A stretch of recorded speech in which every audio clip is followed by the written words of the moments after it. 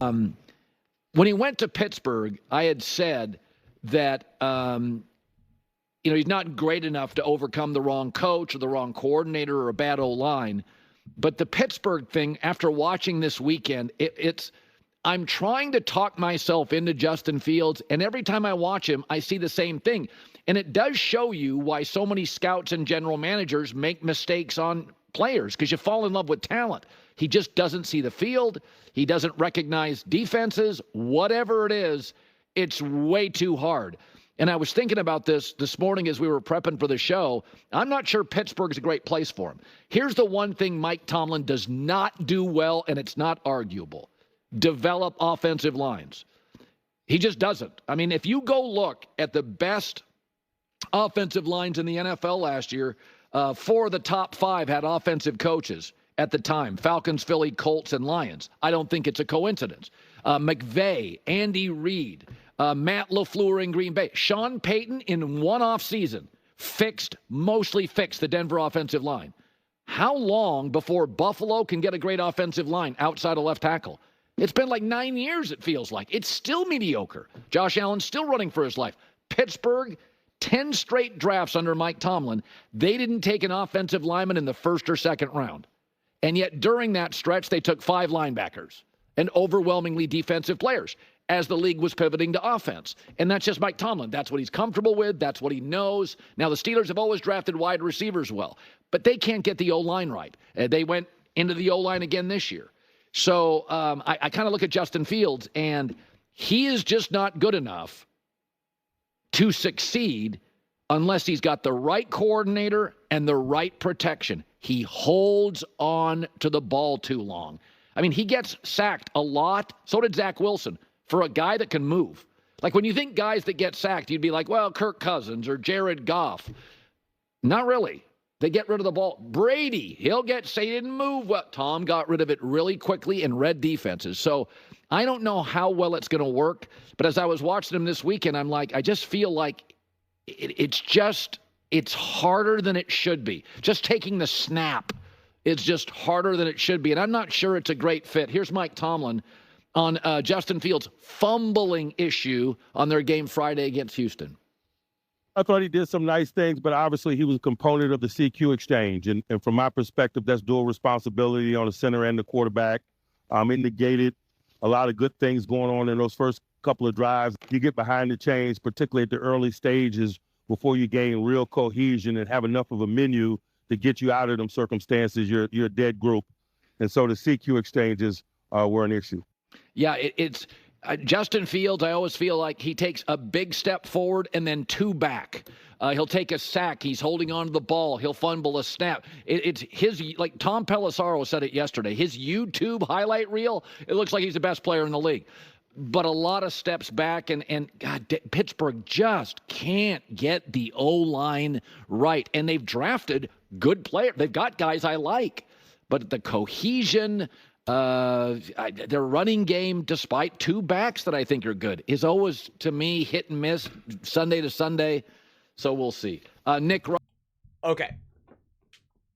So I've actually been using Justin Fields as a frame of reference when I've been talking about Caleb Williams, J.J. McCarthy, Bo Nix for the preseason, because we can only learn so much from the preseason. And I keep saying that it's easier to see what we don't see than versus like some of these great positives that, we have to put everything in context. But if a quarterback clearly is just not right and it's preseason, that's a terrible look. But if a quarterback balls out, then you have to kind of be like, okay, that was great, and we can take some positives, but let's hold our horses here. And I've been using Justin Fields as a frame of reference because that's what a quarterback who doesn't have his legs underneath him. That's a quarterback who looks lost and overwhelmed. That's what Justin Fields looks like in any given moment. Consistently overwhelmed. Things are just so, chaotic. And you could see it. So you could see into his mind. He just does not look comfortable. And I like what Colin said about kind of like the YouTube highlight reels, because you can see a couple plays even in that preseason game where you're like, whoa, okay, that was legit. That was a nice throw. That was some movement around the pocket. That was good. But when you look at everything as a whole, you can really see the issues. And the problem is that when we see some of those highlights, some of those singular plays, we get obsessed with it. We think, oh my God, look what he can do. He can be Patrick Mahomes. He looks like Patrick Mahomes. He's better than Patrick Mahomes. He just needs the right coach. He just needs the right team, and they can unlock him. And then people even want to reference what he was able to do in college. And it's like, guys, once you're in the NFL for like at least a year, whatever you did in college means absolutely positively nothing. It's just no longer relevant at all. It's just completely different. Once you are legitimately playing some time in the NFL, it means nothing. Okay? It's like trying to get a job and using your middle school GPA or even your high school GPA. It doesn't matter. It does not matter. That's what it ends up being. And once you get a lot of work experience, doesn't matter what you did in college either. They don't care anymore.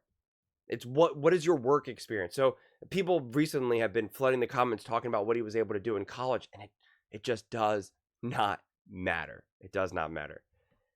And so that's, such a problem with Justin Fields, is that he can't get comfortable. And the way how you can get comfortable is if you are really supported with a really good team and a great offensive coach. I think you could do it with an offensive coordinator, and I think they have a decent coordinator, but I don't know if he's equipped to help someone get more comfortable in that regard. Some coordinators are just really good with the X's and O's and not necessarily developing a quarterback. Andy Reid can develop a quarterback. Shanahan can develop a quarterback. McVay can develop a quarterback. And they're amazing with the X's and O's. Stefanski, on the other hand, might be really good at the X's and O's, but it remains to be seen how much he can develop a quarterback. I wouldn't say he necessarily brought out the best in Baker Mayfield, but that's questionable because of some injuries and just personality issues. And so that's where kind of the Steelers are. And that's why Russell Wilson doesn't need to be developed at this point. He needs to be maximized. He needs to buy in, but he knows how to play quarterback. He doesn't need to be developed. Some of his weaknesses need to be minimized, and he needs to be open to that. But with Justin Fields, he needs to truly be developed. And I just don't know if the Steelers, I think that's kind of in a way what Colin is saying, I just don't know if the Steelers are in a position to do that. So the Steelers might not be the best place for him. And then, if you really need that perfect golden goose situation to just survive in the NFL, I don't know how many people are going to be, dying for that, quite frankly. And I've been consistent saying, I really think that Russ should be the starting quarterback, that he can have the most amount of success in the quickest amount of time. And that Justin Fields could have this super high potential, but also have some just massive issues. I don't think, even though Russell Wilson isn't a perfect quarterback, he doesn't have massive issues. He can have issues like plenty of quarterbacks do, but not massive issues. And if you listen, Mark Schlereth talked about this actually on Colin Cowherd yesterday, I believe it was. He was talking about taking sacks. And he was talking about how when a quarterback takes a sack on a drive, the chances of you scoring now just plummets to near zero. That taking sacks are actually really devastating for a drive. And Justin Fields having these types of issues, holding on to the ball, fumbling, taking these sacks, it's devastating. And then it just continues to put tremendous amount of pressure on the defense to keep holding it down. And quite frankly, the offensive line doesn't like having, a quarterback hold on to that ball and take those sacks, because then it makes them look bad. They don't like that either. It's making them work harder than they need to work. They're trying to do all this work, because that's what happened with Carson Wentz in, I don't remember the year, 2018, one of his final years. The offensive line started to get really angry with him because he was holding onto the ball. He was constantly trying to look for the big play.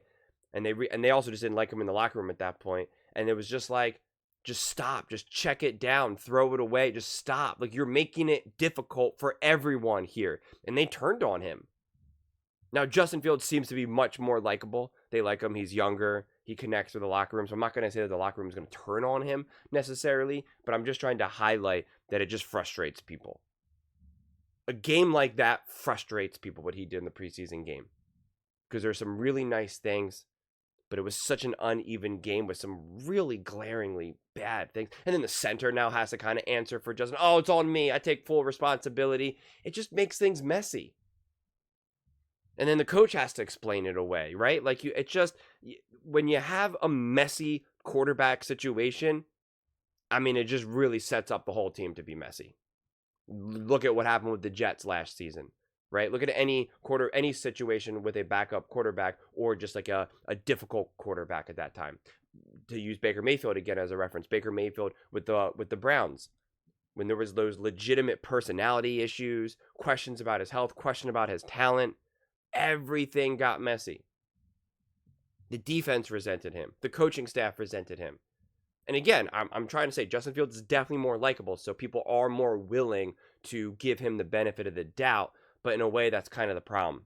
They'll just kind of they want to keep giving him chances. Like Colin said, he's rooting, like he wants Justin Fields to work. He's rooting for him. He's trying to sell himself on Justin Fields being the starting quarterback, but every time he then actually watches, it's like, And I feel it too, because when you do see some of those high points, when you do see some of those highlights, you are kind of like, could he do that more consistently? He doesn't have to do it all the time. He doesn't have to be Patrick Mahomes, but if that could just be in his bag and he can minimize some of these mistakes, like, yeah, he could be like a poor man's Mahomes.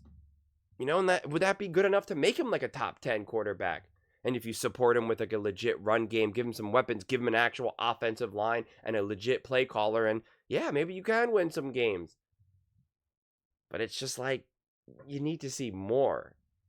Because I got news for you. Lots of quarterbacks. This is very popular in the NBA these days now. They take like players that either had already been played and didn't have a great career, or players that are just riding the bench, like Giannis's brother and stuff like that. And they put together these highlight reels with like epic music. And it makes it look like these players are for real, right? Like they are legit. Like they got like looking like they're better than Kobe Bryant and LeBron out there.